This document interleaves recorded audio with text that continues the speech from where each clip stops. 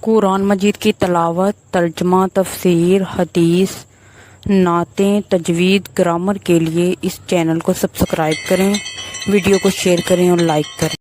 بسم اللہ الرحمن الرحیم۔ سبق نمبر 19، رموز اوقاف۔ وقف کا کیا معنی ہے؟ وقف کا معنی ہے ٹھہرنا۔ وقف کی جمع اوقاف ہے۔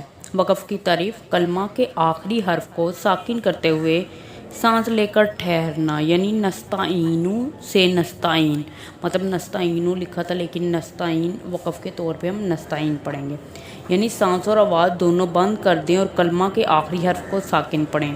رموز اوقاف کا کیا مطلب ہے؟ وقف کی علامات کو رموز اوقاف کہتے ہیں۔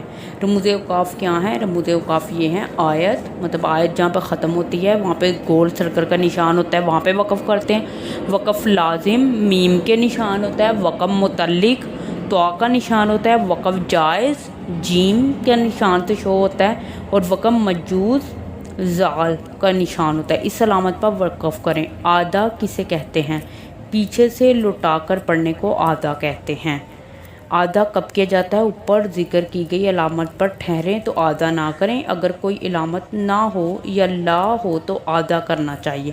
صدق اللہ العظیم۔ Kindly subscribe this channel for more informative.